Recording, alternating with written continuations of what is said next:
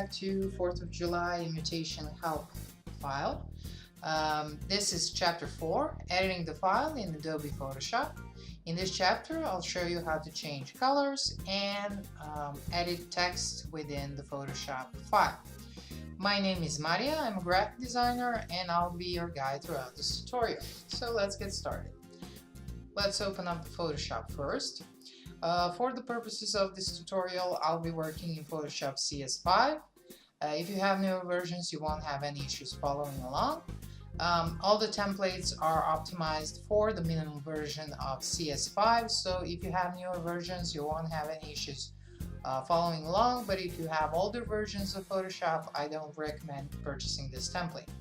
Now, let's open up the file. I'm just going to simply drag my template directly to the work area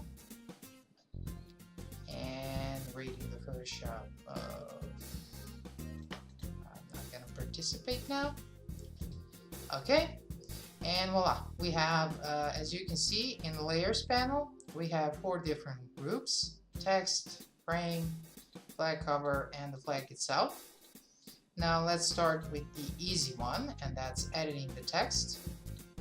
Let's say I want to edit this text Monday. Double click. I can either double click here on the layers panel, or I can go here, select the text tool, hover over the text I want to change, and voila. Let's say party instead of Monday. Once we have that done, here you can change the fonts, you can change the type, you can change the size. If you want more options for your text, we need to go to Window, Character, and it will open up the Character panel. And here we can change whether or not it's all caps, whether we can add this fall bold.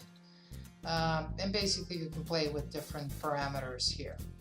Okay, now when it comes to changing the individual colors, you can either, let me just open up the swatches panel, Window,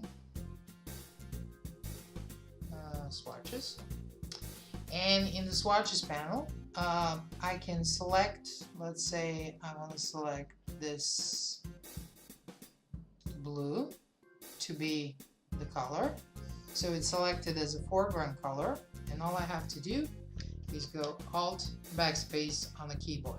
Of course, I can double click on the file and then select that color, or I can change it and basically make my own color. Okay, once you're done, you just select that little checkbox here, and voila, we have the color changed. Now the same rule basically applies for all the other elements here. The easiest way to change the colors would be, let's say I'm gonna change those blues into reds. So let me just make it a little bit darker here so you can see the difference. Basically the easiest way to change it is through this foreground and setting the foreground and the background color. Now if you want to color something with your foreground color, you need to press Alt backspace, and if it's the background color, it's Control backspace, and I chose really the bad one because you can't see here. Let me do this again. Alt backspace, and let's say Control backspace. So remember, foreground color, Alt backspace, background color, Control backspace, and that's how you change your colors based on these 2 elements. Now when it comes to, let me just go back so we can actually see what's going on. When it comes to changing the colors, where you have this little FX icon, double click on it.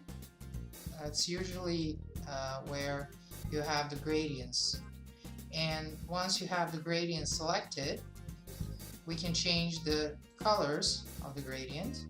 So let's say I want to change it with this red Okay, and it is a little bit boring, but that's the thing about Photoshop. You can't do massive color changes in Photoshop like you can when it comes to InDesign or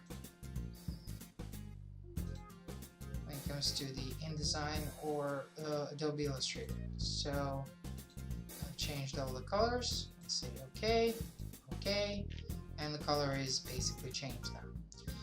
Okay, that was it. It's going to take you a little bit more time when it comes to Photoshop. Editing the colors, editing the text is quite simple. Now, before you send this to be printed, make sure to select all the text, right click and select rasterize type. And now this is no longer editable text, but it's basically an image, a part of the template. And save it as an outline or rasterized and send it to be printed. That was it when it comes to this tutorial. If you have any questions regarding this template, please don't hesitate to send me an email and I'll try to respond as soon as possible. Thank you for watching this tutorial. Have a good day and I'll see you soon. Bye.